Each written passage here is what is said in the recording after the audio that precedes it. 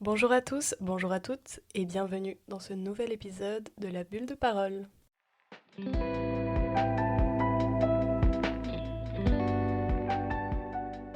Aujourd'hui, nous sommes en septembre et qui dit mois de septembre dit la rentrée scolaire. C'est un mot qui peut donner une boule au ventre à certains, moi y compris, et c'est donc pour ça que je vais en parler aujourd'hui dans cet épisode. Alors, la rentrée, c'est un moment un peu qui fait clivage, je pense, chez les gens. Peut-être qu'il y a certaines personnes qui adorent ça, ou en tout cas qui s'en fichent, parce que ils ont hâte de retrouver leurs amis, ils s'ennuyaient pendant les vacances d'été, ou bien, je sais pas, ils aiment bien apprendre, ce qui est cool, ce qui est très très bien. Mais pour la majorité des gens, en tout cas, j'ai l'impression, c'est un peu... Ouais, c'est un peu l'enfer, quoi, la rentrée. Pour beaucoup de personnes, c'est synonyme déjà de la fin des vacances, donc il faut recommencer à se lever tôt, recommencer à travailler, voilà, faire des contrôles, avoir des devoirs, donc bon, tout ça forcément c'est un peu énervant.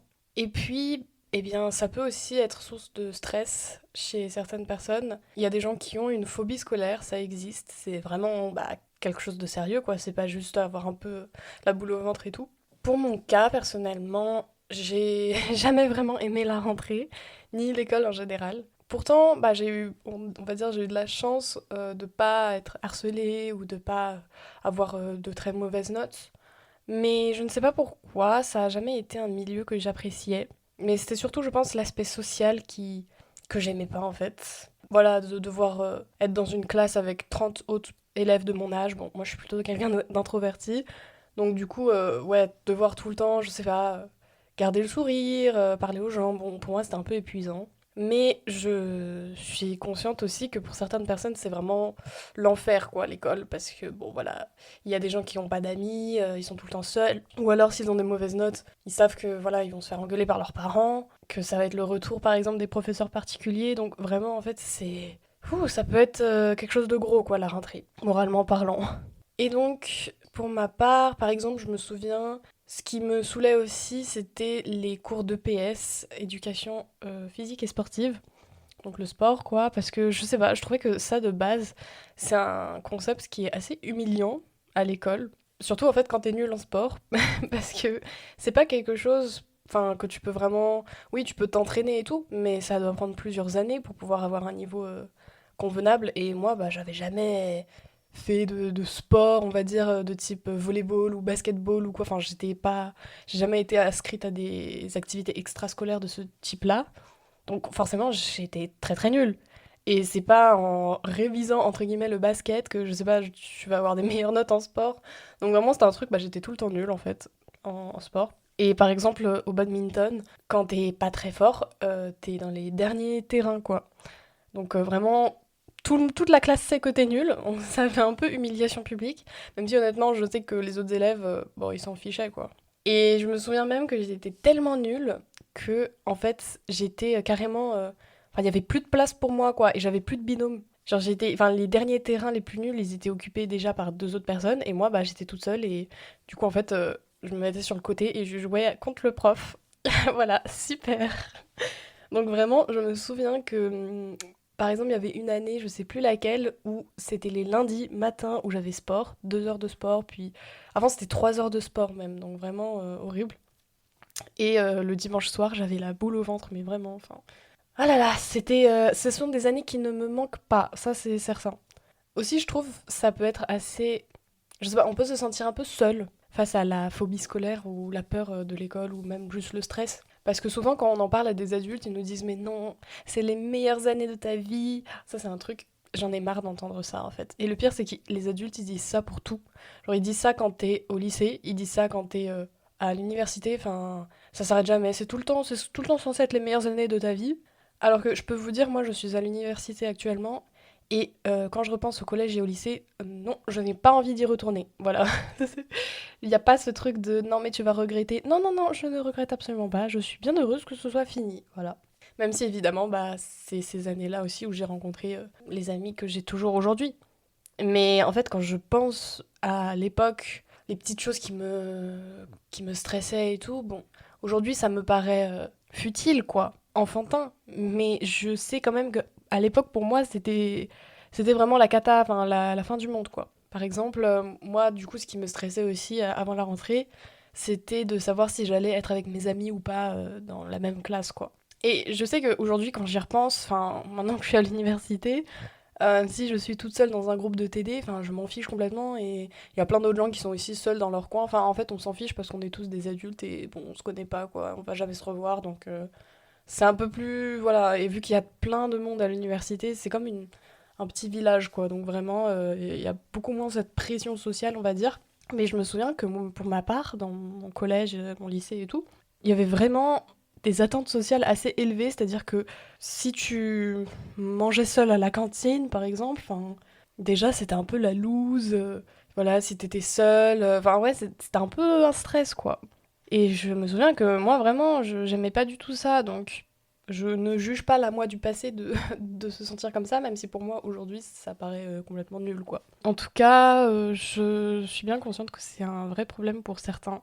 Et bon, même si moi, maintenant, on va dire, je stresse beaucoup moins pour la rentrée que quand j'étais au collège et au lycée, parce que j'ai eu tellement de rentrées dans ma vie que maintenant, je suis habituée. Puis, comme je vous ai dit, à l'université, bon, il y a un peu moins de stress à ce niveau-là. Ben, je sais que pour certains, c'est encore un gros problème et tout. Et d'ailleurs, il y avait un compte Instagram que j'aimais bien, qui en parlait de ce sujet-là. C'est le compte Santé Psy étudiant. Voilà, parle de la santé mentale des étudiants, etc. Il y a même un lien pour avoir un suivi psychologique gratuit. Et ils ont fait plusieurs posts avant la rentrée. Et en vrai, moi, je trouvais ça bien parce que, bon, forcément, c'est pas juste un post sur Instagram qui va te faire d'un coup te sentir mieux.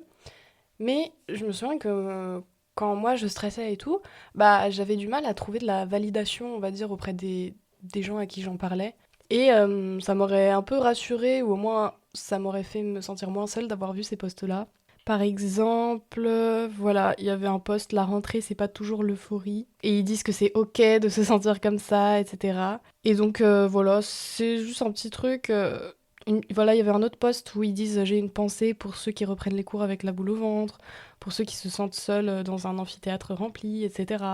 Et je sais pas, moi j'aime bien ces comptes Instagram là où en fait, je sais pas, tu te sens juste moins seul et un peu plus compris. Et voilà, bah forcément, bon, je vais pas répéter ce que j'ai déjà dit dans un autre épisode de podcast avec tous les suivis psychologiques, etc. Mais si vous vous sentez vraiment mal, vraiment dépressif et que vous avez vraiment des problèmes, voilà, il y a plein de numéros que vous pouvez appeler. Et aussi, bah, si vous vous faites harceler, ça c'est un sujet un peu sensible, d'autant plus que bah, moi j'ai pas vécu ça, du coup je peux pas, je sais pas si ce que je dis c'est bien ou pas, mais déjà le harcèlement, bah, c'est une notion un peu vaste, mais je pense bah, dans le cas de l'école, la structure scolaire, déjà forcément si vous subissez des violences physiques, donc on vous frappe, je sais pas, on vous tape, on vous bouscule assez violemment ou encore pire, forcément c'est du harcèlement.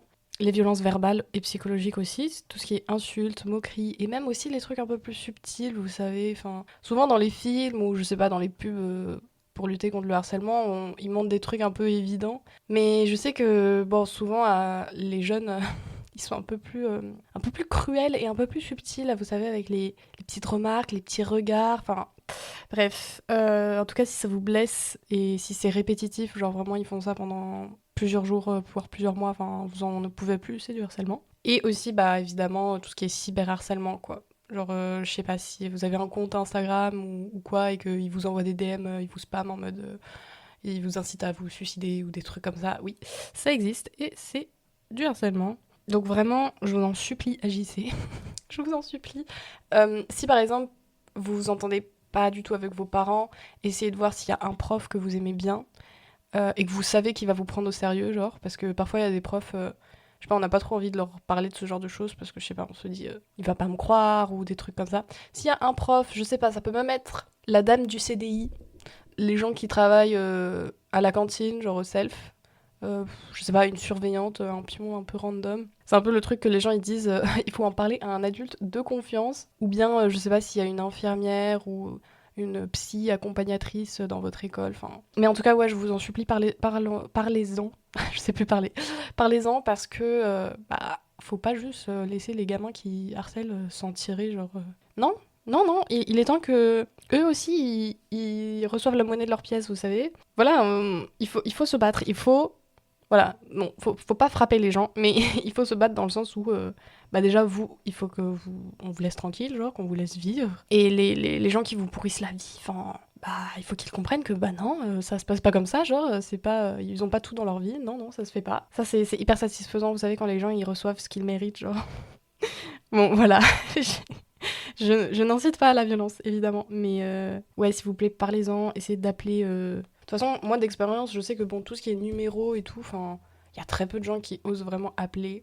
Mais voilà, recherchez en tout cas sur Google ou sur des sites Insta, je suis sûre, il y a plein de ressources et tout qui peuvent vous aider. Sinon, si jamais vraiment vous avez trop peur et tout, et que vous voulez par exemple changer d'école, bah, si vous pouvez essayer d'en parler à vos parents.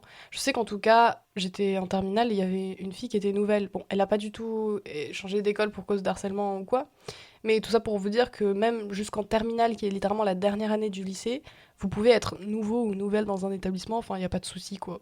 Oui, effectivement, c'est sûr que les groupes d'amis, souvent, ils sont déjà formés, mais ça vous empêche pas quand même de voilà, juste au moins changer d'école et même si, je sais pas, tous les groupes sont formés et personne veut vous accueillir parce que c'est la dernière année et que tout le monde se connaît déjà depuis genre la maternelle, bah au moins vous serez dans un établissement où les gens qui vous harcelaient n'y sont plus. Donc au moins vous serez genre calme, enfin tranquille.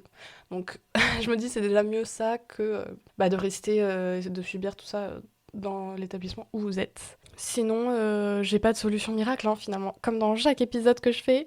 Mais je voulais quand même en parler pour bah, vous dire que vous n'êtes pas seul, vous faire sentir même que vous n'êtes pas seul. Même si moi, mon expérience, ça peut pas du tout être comme la vôtre. Enfin, ça se trouve, voilà, il y a des gens, oui, je sais qu'il y a des gens qui aiment pas du tout la rentrée, qui ont la phobie scolaire pour des raisons mais beaucoup plus graves que moi qui juste n'aimais pas le PS et avait peur de pas être avec mes copines dans la même classe. C'est vraiment des raisons mais débiles.